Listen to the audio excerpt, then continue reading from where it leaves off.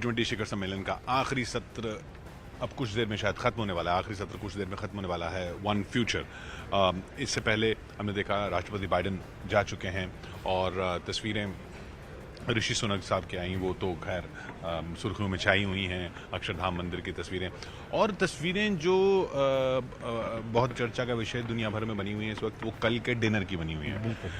कल के डिनर की एक बात तो उसमें ये, बाकी बातों से जो कूटनीतिक बातों से अलग, वो ये कि एक चीज़ ये देखिए विक्रांत वहाँ पे कि भारतीय मूल के लोग एक्चुअली दुनिया भर में कि मतलब भारत कितना अहम हो चुका है। भारतीय मूल के लोग जो हैं कि वो पिछली सदी से जो जाना शुरू हुए अलग अलग वजहों से दुनिया के अलग अलग कोनों में, अब वो कम्युनिटी इतनी बड़ी हो गई है कि भारतीय मूल के लोग कितने ऐसे पदों पर पहुंच चुके हैं कि जब दुनिया को रिप्रेजेंट किया जाता है। एक मिनट, हाँ बिल्कुल बिल्कुल, ये एक इम्पोर्टेंट मैसेज है कि 12 बजे के बाद G20 की अध्यक्षता सौंपी जाएगी।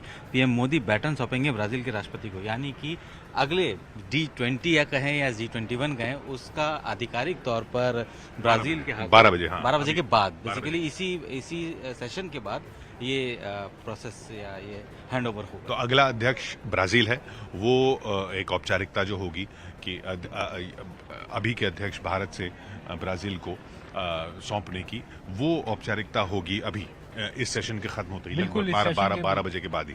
हम भारतीय मूल के लोगों की बात कर रहे थे और क्योंकि भारतीय मूल के परिधान दिखे, एक तो साड़ी दिखी बहुत ज्यादा, जापान के प्रधानमंत्री की पत्नी, जापान के प्रधानमंत्री की पत्नी ने साड़ी पहनी, यूको किशिदा ने, फुमियो किशिदा की पत्नी ने।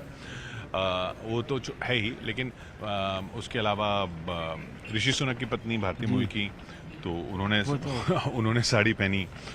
मॉरिशस के प्रधानमंत्री की पत्नी भारतीय मूल की, उन्होंने साड़ी पहनी। वर्ल्ड बैंक प्रेसिडेंट अजय बांगा की पत्नी ने साड़ी पहनी। IMF की मैनेजिंग डायरेक्टर ने सलवार कुर्ता पहना, लेकिन डिप्टी मैनेजिंग डायरेक्टर जो गीता गोपीनाथ वो साड़ी में थी। तो ये भारतीय मूल के लोग, अब आपको सिर्फ ये नहीं कि आप भारतीय मूल के लोग किसी व्यक्ति को देखकर किसी पद पे ये मान लें कि वो भारत से ही पद मिला हुआ है या वो भारत का ही है, क्योंकि अब ऋषि सुनक को आप देखते हैं तो वो यूके के प्राइम मिनिस्टर हैं। उधर अमेरिका में तो अब विवेक रामास्वामी राष्ट्रपति पद के लिए ही दावेदार बनने की कोशिश कर रहे हैं, कमला हैरिस ही। तो एक तरह से भारत की जो पोजीशन है दुनिया में, इस वजह से भी अहम होती जा रही है। बिल्कुल बिल्कुल, इस वजह से काफी अहम होती जा रही है। और भारत ने तो जिस तरीके से कहा वसुधैव कुटुंबकम, वो एक बहुत बड़ी सफलता इस पूरे G20 के सम्मेलन में दिखाई भी दे रही है कि किस तरीके से पूरी दुनिया के सबसे ताकतवर नेता एक मंच के नीचे, एक छत के नीचे बैठ करके जब चर्चा कर रहे थे और भविष्य की तरफ देखते हुए चर्चा कर रहे थे। G20 में समाधान भी निकला, क्योंकि हमेशा से ये देखा जाता है और ये उम्मीद की जाती है कि G20 सम्मेलन अगर हो रहा है तो उसमें एक सफलता मिले। अभी तक हर समिट में मिला है, तो भारत ने भी अपने में एक बड़ी सफलता सामने लेकर आया है। और इधर ये जो कल की जो डिनर की, एक तो ये हमने ये वाली बात की, दूसरा जो अन्य दलों के मुख्यमंत्री हैं जिनसे राष्ट्रपति बाइडेन से मिलवाया प्रधानमंत्री मोदी ने, हेमंत सोरेन को, नीतीश को, स्टालिन को, वो तस्वीरें भी आई इस डिनर से। और वो जो भारत में जो राजनीति चल रही है उसको देखते हुए भी, देखिए उसको देखते हुए महत्वपूर्ण है। और किशोर, जो कांग्रेस की तरफ से जो कांग्रेस शासित मुख्यमंत्री थे उनको भी आमंत्रित किया गया था, हालांकि उन्होंने ना आने का फैसला लिया। और एक ही विवाद ये भी बना कि कांग्रेस के अध्यक्ष को नहीं बुलाया गया, लेकिन इसमें राजनीतिक दलों के अध्यक्षों को न्योता नहीं था, बल्कि जो फेडरल स्ट्रक्चर में संवैधानिक पदों पर बैठे हुए नेता हैं, फिर चाहे वो केंद्रीय मंत्री हों या फिर राज्यों के मुख्यमंत्री हों, उन सभी को आमंत्रित किया गया था। तो इस पर राजनीतिक विवाद हुआ, लेकिन वो इस तरीके के विवाद आमतौर पर लोकतांत्रिक व्यवस्था में होते भी हैं, जरूरी भी रहते हैं, क्योंकि चुनाव भी अब सामने, 1 साल बाद चुनाव है, तो ये सब मुद्दे बनेंगे। लेकिन G20 की जहां तक हम कूटनीतिक स्तर पर बात करें, राजनीतिक स्तर पर बात करें, तो G20 का जो सम्मेलन है वो भारत ने बेहद सफलता इसी में ये जो तस्वीर है ना, जो हिमाचल सीएम के कंधे पर हाथ रखे हुए पीएम मोदी, ये भी चर्चा में है। ये भी काफी, हाँ, तो हिमाचल के सीएम जो हैं वो ये पहुंचे हाँ सुकु सुकु, पहुंचे।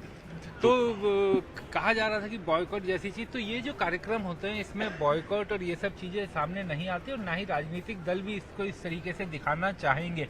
और विवाद प्रवक्ताओं के जरिए, राजनीतिक पार्टी के नुमाइंदों के जरिए कोशिश होती है, लेकिन वो सब चीजें साथ अब G20 को लेकर तमाम राजनीतिक दल, चाहे विरोधी राजनीतिक दल भी हैं, वो भी ये कह रहे हैं कि भारत ने एक बड़ी सफलता हासिल की है। जो मुख्यमंत्री यहाँ पहुंचे थे वो लोगों ने जी। ये कहा कि भारत ये एक मैसेजिंग भी है। हाँ। हम लोग लोकतंत्र हैं, दुनिया का सबसे बड़ा लोकतंत्र है।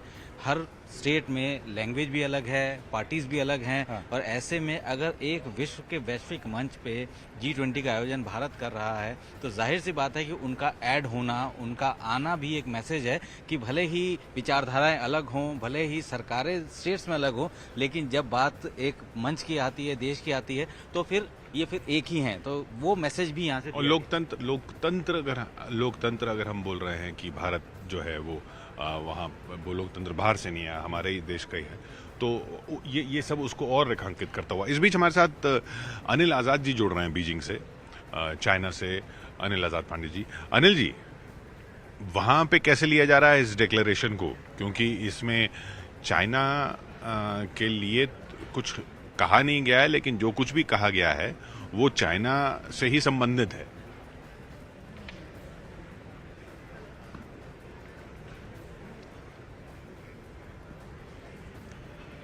अनिल आज़ाद जी से शायद संपर्क बीच में कटा है, हम उनसे बात करने की कोशिश कर रहे हैं, क्योंकि चाइना में क्या रिएक्शन है इसको लेके ये समझना बहुत ज़रूरी है। क्योंकि चाइना शी जिनपिंग नहीं आए, ली चियांग यहाँ पर हैं, लेकिन नहीं, कुछ स्ट्रेटेजी तो होगी। ऐसा नहीं है कि कोई स्ट्रेटेजी नहीं है।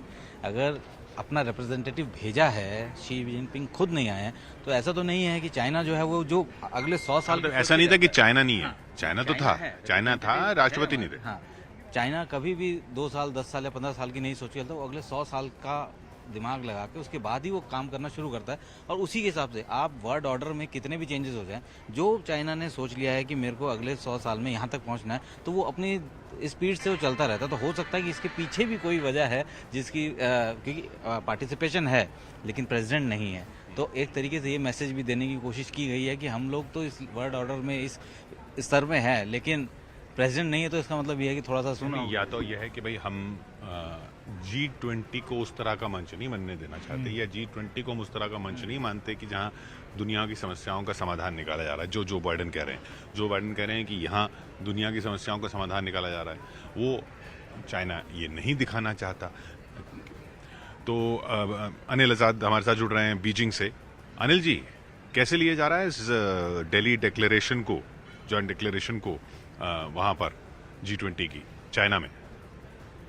ये किशोर जी, यहाँ पर जो कल अफ्रीकी यूनियन को G20 में शामिल किया गया, एक भारत के लिए बहुत बड़ी जीत इसको बताया गया। और जैसा कि हम कल बात कर रहे थे कि उस समय प्रतिक्रिया नहीं आई थी चीन की ओर से, लेकिन शाम तक आते आते चीन की ओर से बयान आया और चीन ने इस बारे में कहा कि औपचारिक सदस्य जो है अफ्रीकी संघ इसका बन गया है। और चीन ने एक बहुत ही इंटरेस्टिंग बात इसमें की है किशोर जी की, उन्होंने बोला है कि चीन अफ्रीकी संघ के G20 में शामिल होने के लिए अपना समर्थन व्यक्त करने वाला पहला देश है।